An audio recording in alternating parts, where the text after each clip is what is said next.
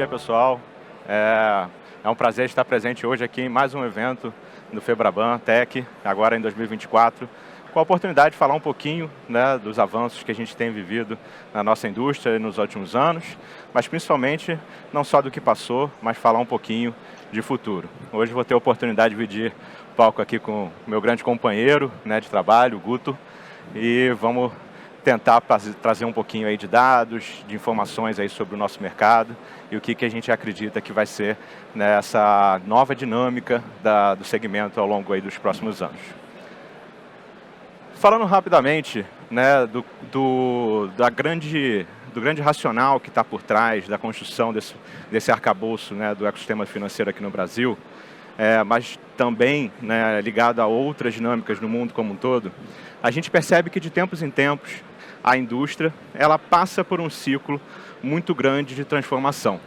E provavelmente a gente está vivendo uma das maiores, né, ao longo desses últimos anos, né? A gente sabe que o dinheiro ao longo do tempo mudou, a forma de pagar ao longo do tempo mudou. Quem, né, já estuda a indústria há muito tempo sabe que sal já foi dinheiro, ouro, né, é dinheiro, mas a gente sabe também que para que essas mudanças de fato aconteçam, é necessário, não estou falando de astrologia aqui, mas é necessário que de fato os astros se alinhem, né? Existem uma série de conjunturas, de combinações de fatores que levam esses ciclos de grandes transformações como a gente tem vivido. Na nossa visão, basicamente o que muda, né, o jogo é o alinhamento de três grandes pilares, tá? O primeiro deles é a regulamentação, né? Ninguém faz nada, ninguém muda nada se você não tiver um arcabouço que de fato permita que as mudanças aconteçam, né? A primeira mudança, né, quando a gente pensa em regulamentação, está ligada às próprias instituições, né? As instituições, de tempos em tempos, precisam ter, né, uma série de diretrizes, organizações e direcionamentos, não só, né, do ponto de vista do legislador, mas também da própria autorregulação, tá? A gente vem vivendo desde 2013, né, uma mudança muito grande aqui no Brasil, com o marco legal, né, voltado para as fintechs, tá? Outra ótica, quando a gente fala, né, de regulamentação, está ligado às trilhas de pagamento, né? A gente imaginar que o padrão de pagamento já foi dinheiro em espécie, já foi em grande massa, né, até, né, como eu comentei, ouro, sal, etc. O grande desafio original era uma trilha logística, né? Hoje a gente fala de uma trilha muito mais digital e que torna a realidade, né, cada vez mais dinâmica. Estamos falando cada vez mais de instantaneidade e assim sucessivamente. A moeda também é um fator importante, né? Hoje se discute muito não só da moeda eletrônica, mas também, né, os criptoativos e assim sucessivamente. Então, a regulamentação ela é uma peça-chave, né? O segundo componente que é extremamente importante quando a gente pensa, né, nos vetores que permitem a transformação da indústria, estão ligados a novas tecnologias, tá?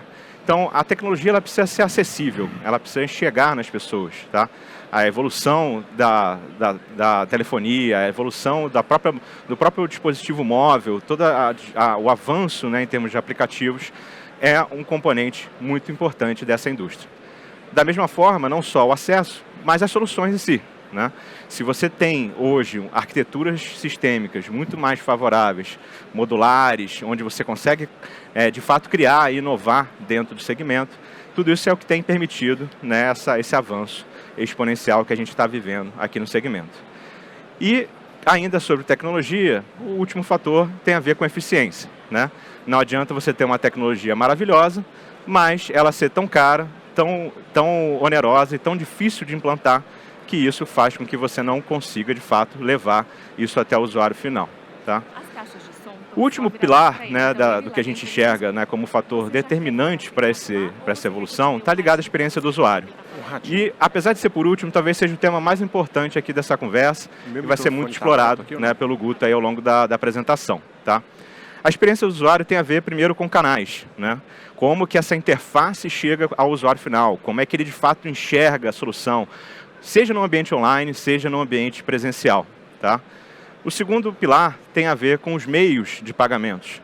Não adianta ter um canal online e, no final das contas, você, na hora de fazer o seu checkout, né, do pagamento, você ter dificuldade. Então, os meios eletrônicos precisam ser condizentes com a realidade daquele negócio e eles precisam também estar atrelados a uma dinâmica, até muitas vezes, de benefício, né? Se eu quero incentivar um determinado ramo de pagamento, eu preciso acelerar, né, a forma que eu dou esse benefício para o usuário final.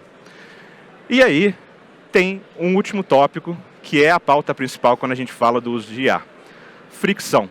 Eu gosto de chamar de dor, muito mais do que fricção, né? Muitas vezes, o excesso de burocracia, papelada, né, todas as etapas processuais que permeiam o ecossistema financeiro, ele torna muito moroso e muito sofrido para o cliente. Quem nunca passou pela experiência, né, de tentar contratar um crédito no banco, e aí você faz o processo totalmente digital, lá no aplicativo, uma realidade hoje muito mais comum, né? E aí, você clica no botão contratar, depois de ter subido a sua documentação, depois de você ter tirado uma selfie, ter colocado lá a sua identidade, e aí o banco te responde, em até 15 dias a gente te dá um retorno sobre a sua aprovação ou não do crédito. Tá? Então, ainda é muito dolorosa a experiência de você contratar serviços financeiros, né, e a gente sabe que já tem solução. Mas acho que essa é uma peça-chave, né, para que esse segmento continue crescendo a taxas tão fortes como a gente tem vivido, né, nos últimos 5, 6 anos. Tá? O que eu queria trazer hoje aqui de insight para vocês? A despeito de várias outras indústrias, o Brasil, quando a gente fala de serviços financeiros, ele de fato tem sido um grande catalisador dessa indústria. O Brasil, ele tem complexidades, né, muito grandes, estamos falando de um país que tem inflação alta, estamos falando de um país que tem juros altos, que tem uma incidência muito grande de fraude, e isso faz, por incrível que pareça, que de novo da dor, a gente aprende, né, a como evoluir as soluções. Tá? Então o Brasil, ele de fato tem assumido, né, um papel de destaque muito relevante na indústria financeira quando a gente pensa no aspecto global, inclusive. Não só no Brasil de forma isolada, mas também em aspectos relativos. Tá? O que eu queria chamar a atenção de vocês para os números. Tá? Os números, de forma superlativa, isoladamente, já são muito expressivos. Quando a gente pensa há 4, 5 anos atrás, a gente tinha uma população basicamente desbancarizada. Mais ou menos 1/3 da população que tinha acesso a uma conta digital, a um serviço financeiro. Era muito pouco, tá? Então a gente de fato estava muito distante de uma realidade quando você compara a grandes economias, né, como Estados Unidos, Inglaterra, França, entre outros vetores. Mas mesmo quando a gente olhava para os países, né, que ainda estão em desenvolvimento, o Brasil também estava aquém, né, nessa comparação. Quando a gente olha essa foto hoje, é impressionante o que a gente conseguiu em pouquíssimo tempo entregar. Né? A gente está falando de um mercado que triplicou, né, em um espaço muito curto de tempo. Tá? Então, hoje o Brasil tem mais de 250 milhões de contas digitais ativas no país. Tá? Hoje, cada brasileiro, se a gente não olhar só o que está ativo ou não, mas olhar também as contas tradicionais, as contas que estão lá dormentes, né, cada brasileiro tem quase 6 contas em seu nome. Tá? São números muito grandes. Tá? 90% da população brasileira hoje está bancarizada, tem ao menos uma conta bancária. Tá? 77% das transações bancárias no Brasil já são realizadas em canais digitais. Esse número não passava de 25% há 5, 6 anos atrás. Tá? Então as pessoas ainda iam até o banco, até a agência, até uma lotérica para pagar uma conta, né, para sacar um dinheiro. Hoje esse movimento ele simplesmente mudou, né, totalmente. Hoje 75% dos pagamentos são feitos de forma eletrônica. 88% da quantidade de transações bancárias já são feitos a partir do Pix. Então, até o boleto, né, as pessoas deixaram de usar o QR Code, de usar o código de barras, estão usando o QR Code para pagar os seus boletos. Tá? Então, essa agenda que aqui, de novo, o alinhamento dos astros, o regulador, o Banco Central, muito forte, atuante numa agenda de inovação, o Pix, o Open Finance, o Drex, né? As próprias empresas investindo muito forte em tecnologia para mudar essa dinâmica, assim como, né, toda a necessidade que nós, usuários, temos, né, de utilizar serviços digitais, porque o serviço analógico dói, né, ela mudou. E esse slide, para mim, talvez seja um dos mais importantes dessa primeira parte da apresentação. Tá? Quando a gente compara o Brasil a outros países, a gente, de fato, vem assumindo um papel muito relevante, tá? Um papel de destaque, e a gente muitas vezes esquece o quanto isso é importante. Tá? Na nossa visão, né, o Brasil ele se torna, sim, um celeiro de exportação de tecnologia para serviços financeiros para o mundo. Tá? O Brasil já é o segundo país cuja população gasta mais horas por dia na internet. Não sei se todo mundo tem essa visão, mas o brasileiro ele passa o dia inteiro na internet. São mais de 9 horas, em média, por dia. Tá? O brasileiro é o 6º país onde mais se usa internet no celular. Tá? É o 4º país que mais utiliza carteiras digitais no mundo. Nós somos o 7º país que utiliza pagamentos por telefone. O 1º país com a maior taxa de crescimento, né, do ponto de vista de compras online, que a gente já se posiciona como o 9º país em termos de volume, né, de transações online.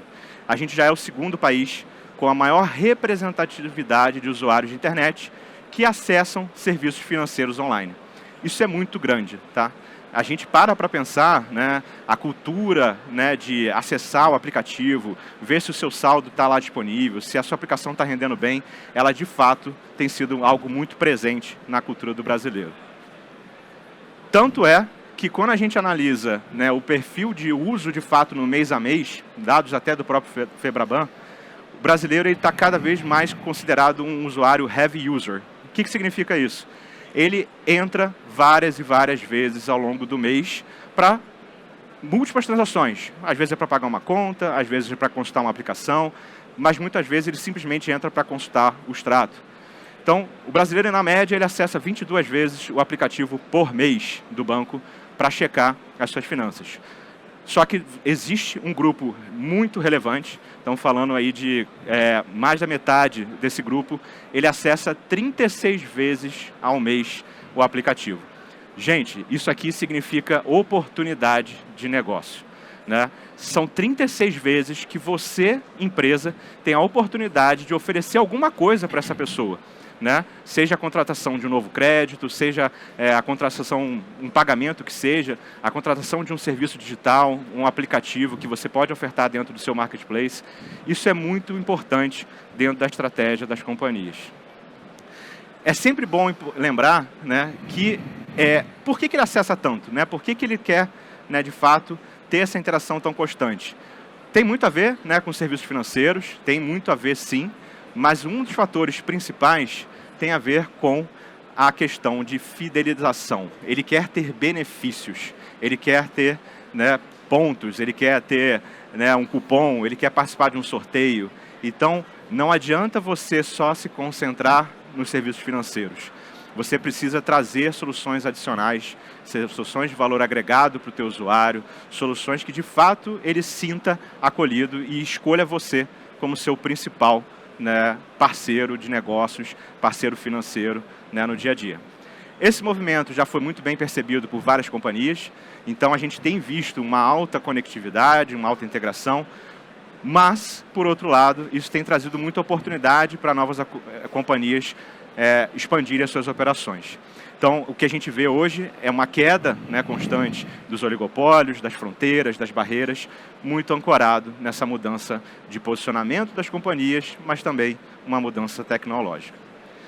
Fato é que o Brasil vem tomando a dianteira, não só, né, quando a gente pensa do aspecto, né, de novos produtos, mas também de novas empresas.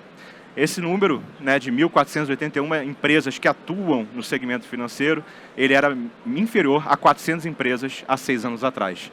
Então, hoje são quase 1.500 empresas que atuam diretamente, né, nesse segmento, gerando cada vez mais oportunidades, mais serviços para cada um, né, dos usuários.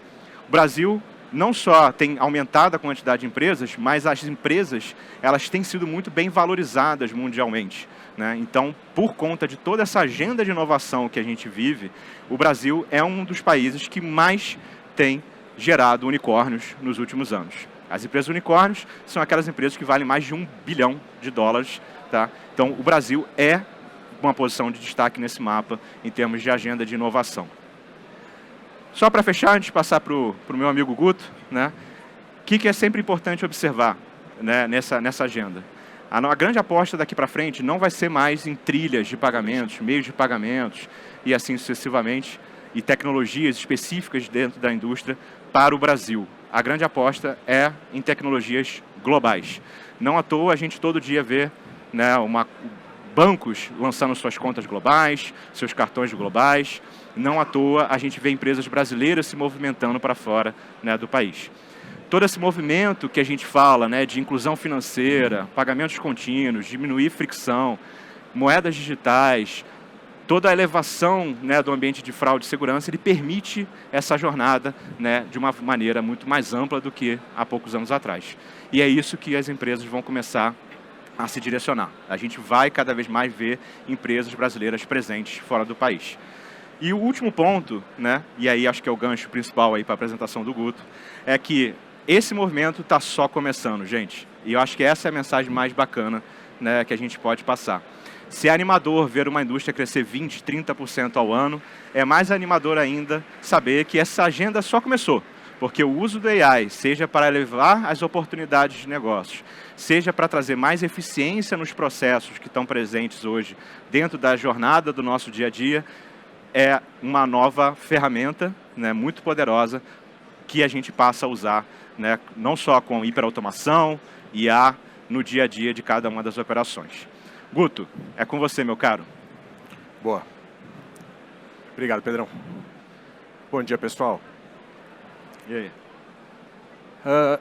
A ideia agora, gente, é a gente conectar tudo. O Pedro trouxe um monte de insights, informações, coisas relevantes. Muita coisa a gente já conhecia. É importante ver como o Brasil está posicionado, né, em relação ao mundo, como a população brasileira consome esse conteúdo digital. E é interessante agora a gente conectar isso com o nosso dia a dia, né? Se a gente pensar na nossa indústria, não só na nossa, mas se a gente pensar na grande maioria das empresas, existe hoje um grande desafio, que é como que eu consigo me diferenciar dos meus concorrentes. Como que eu consigo construir uma proposta de valor que eu realmente consiga fugir daquele básico. Se a gente olha no nosso mundo, você pode criar uma feature de um produto, de um cartão, alguma coisa diferente que é muito facilmente copiada ou que não tem grande diferença de um para o outro, né? Então, conectando tudo isso que o Pedro comentou, conectando toda essa tecnologia, trazendo isso para o nosso dia a dia, qual que é o segredo para a gente conseguir buscar essa diferenciação? É a parte de experiência. É o que a gente consegue oferecer de experiência para o nosso consumidor. O que vai ficar na cabeça do consumidor é a experiência que ele teve, tanto do lado positivo quanto do lado negativo, tá? Eu vou passar aqui, eu vou tentar, a ideia é trazer um pouquinho na prática de tudo isso, né, para a realidade no dia a dia, né? Então, expectativa hoje dos consumidores: personalização, integração, autenticidade, imediatismo e transparência. 67% hoje da população já está disposta a dar o de acordo ou a deixar com que usem as suas informações e seus dados pessoais. Porque eles já entendem que com regulação, com o uso cuidadoso dos dados, o próprio consumidor ele vai se beneficiar disso. Ele vai ter uma oferta infinitamente mais customizada que atende ali um pouco da necessidade dele. É o que ele quer receber. 75% dos millennials usam smartphone. Também, de novo, é o que o Pedro estava comentando, falando dessa parte do digital. O acesso às pessoas agora está mais fácil. Agora é o como que a gente se comunica com eles, é o que a gente oferece. É tentar fazer com que estes consumidores eles se sintam conhecidos, exclusivos. Aquela fala, pô, eu recebi uma oferta aqui que, pô, esse cara realmente me conhece. Ele está me oferecendo algo que ou eu preciso ou que eu realmente gosto, né? Autenticidade, 52% já afirmam gostar de marcas que têm um propósito. De novo, isso com a realidade, com o momento atual que a gente vem vivendo, tanto a autenticidade quanto o próprio imediatismo, as pessoas esperam que as empresas tenham propósito, transparência, velocidade, agilidade. Isso, a tecnologia hoje faz com que, inclusive, o consumidor fique mais exigente nesse sentido. né? E transparência, 93% dizem que é importante. Confiança, transparência nas pessoas, informações, nas marcas, nos processos. Então, vou pular, inclusive, o Pedro já passou bastante dados, trazendo isso para exemplos do dia a dia, né? Como que isso é tangibilizado no dia a dia. Vou trazer 3 exemplos bem rapidinho aqui, pessoal, e parece básico, mas hoje, para a gente conseguir oferecer desse diferencial para o cliente, às vezes é trabalhar no básico, é entregar o mínimo que ele espera. Óbvio que o básico não é tão básico assim. Tem investimento, tem prioridade, é tecnologia, inteligência artificial, mas na percepção do cliente é o básico, que é o quê? Essa experiência que ele vai seguir sem atrito, sem barreiras. Ele vai, por exemplo, aqui, um dia normal no consumidor na era digital, né? Então, ele vai, solicita, entra no aplicativo, solicita um cartão. Cartão 100% digital, pode ter sim um plástico físico ou não, ou ele simplesmente ter o smartphone na mão dele, ter uma wallet. Muito rapidamente, ele já tem a aprovação do crédito, que aceitou ou não a aprovação, e o cartão já está ali naquele momento disponível para utilizar. Independente, tá? De novo, se é o físico, se é o digital, no celular ele já tem acesso ao cartão e já pode utilizar, tá? Compras online. Então o cliente fez uma compra online. Hoje em dia a gente sabe que tem muitos marketplaces ali, que é um barato que você está um dia deitado na tua cama, 11 da noite, você vai fazer uma compra de um produto, no dia seguinte, 2 da tarde, ele está na tua casa.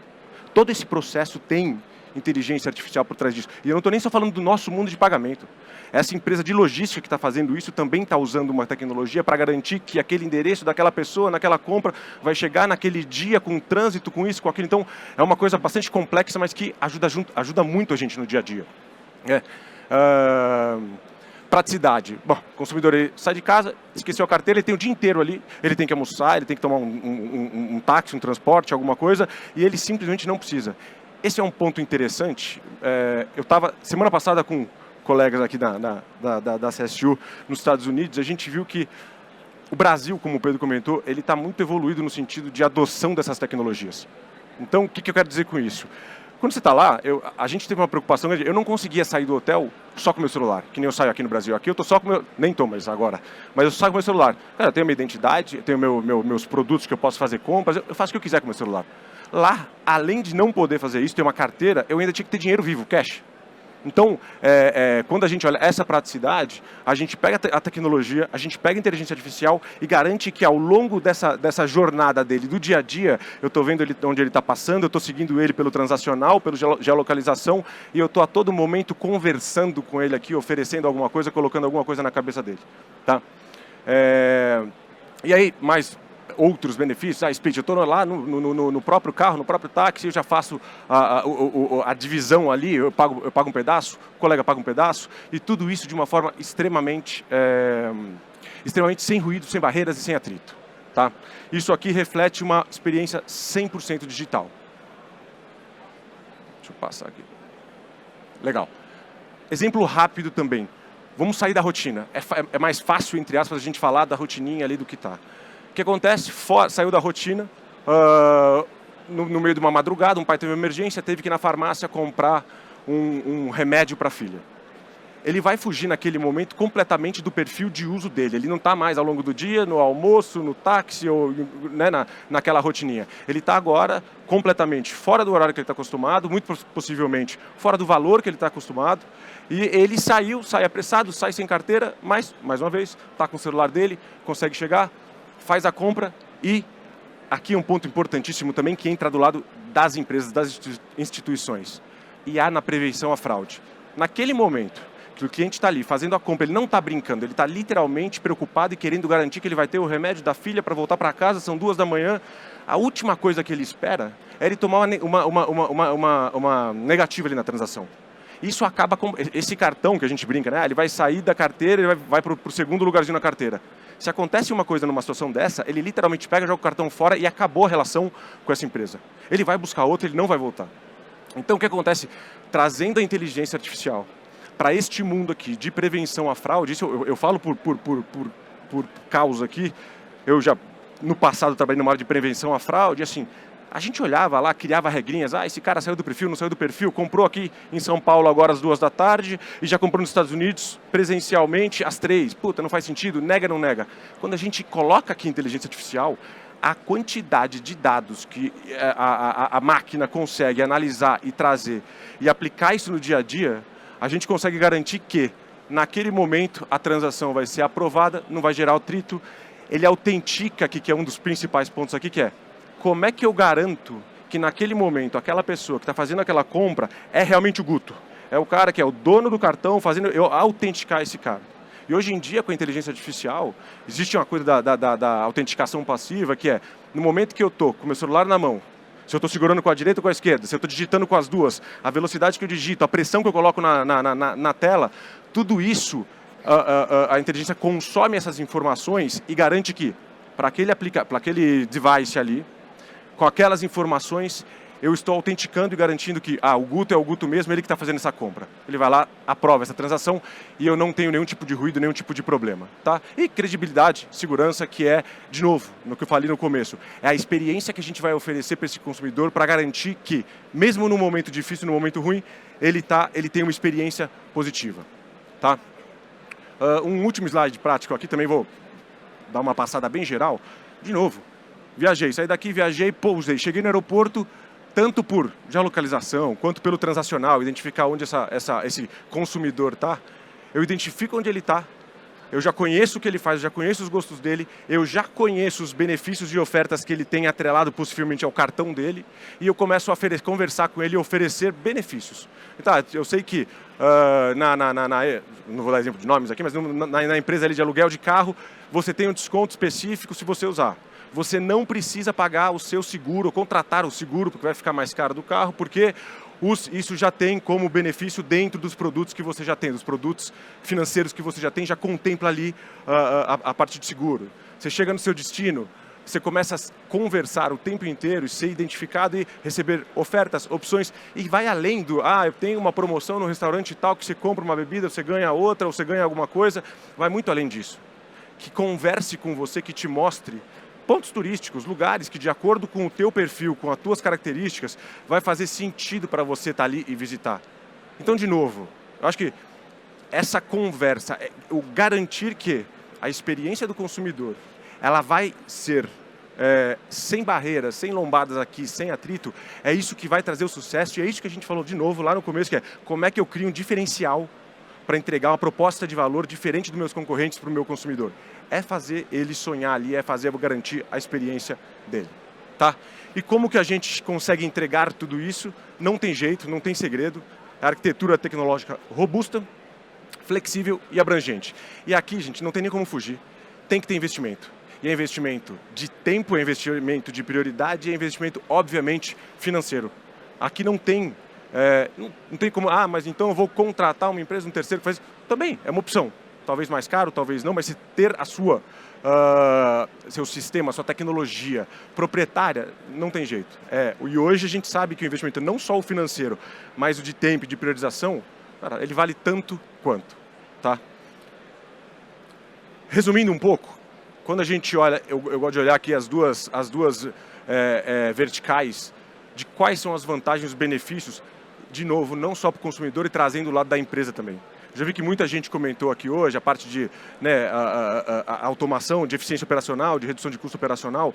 E aqui, quando a gente olha, vai a visão cliente, a gente tem alguns benefícios que, com essa inteligência, a gente consegue identificar que esse consumidor, esse cardholder, esse cara que tem 2 cartões na mão, 3 cartões na mão, a gente consegue conectar ali, tem diversas bandeiras, eu sei que aquele CPF tem um limite de tanto, e eu sei que naquele momento que ele está fazendo uma compra, aquele limite de 1 não é o suficiente, ou ele troca, ele unifica, ele te sugere o melhor dia de compra. Então, tudo isso, de novo, atrelado a garantir a experiência sem atrito, sem estresse com esse cliente. Né?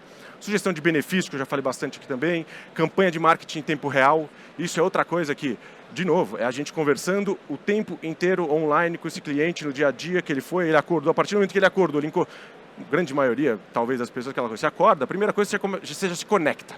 Você vai se conectar ou para ver o e-mail, ou para ver alguma coisa, ou para não fazer nada, rede social, qualquer coisa, mas você já está ali, muito provavelmente, perto do seu telefone, perto do digital. Né? E aí, avançando para consultoria financeira, uso de pontos para utilização de compra real, no momento online ali, satisfação e felicidade. Então, acho que resumir aqui o entendimento de como a inteligência artificial impacta no dia a dia, na rotina dos consumidores é até mais tangível, é mais fácil do que das empresas. E das empresas, quando a gente olha por trás, olha os números, inclusive, os processos, é muito concreto, é muito fácil também de tangibilizar. A gente está falando aqui, por exemplo, de crescimento de receita e dos resultados. Então, aumento de aprovação em 10 pontos percentuais. De alguma maneira, isso até é óbvio, porque eu tenho acesso a tantas informações e a tanta inteligência por trás disso, que a gente fica com uma eficiência que a gente garante que eu não preciso dar mais 30 passos, ter tantos processos e tantas coisas. Processos ali que eu demorava 3, 4, 5 dias, eu consigo entregar agora em algumas horas. E eu não tô falando aqui de a tecnologia, a inteligência artificial vai trazer. Isso é um fato que a gente já sabe, a gente já conhece, a gente já utiliza isso no dia a dia e tem realmente redução. Ó, quando a gente olha o processo aqui, a automação de processos enxutos com redução de 40%, mais de 40%, e nos custos de 95% nos erros operacionais. Isso já é uma realidade nossa aqui. A gente já enxerga isso hoje no dia a dia na empresa. Então, passei aqui. Então, resumindo, para finalizar, o último ponto aqui, pessoal. O mais divertido de tudo, que é o ponto que o Pedro começou, não acaba aqui. A coisa continua evoluindo mais e mais e mais e mais e mais e mais. Passei aqui, perdão. Obrigado, pessoal.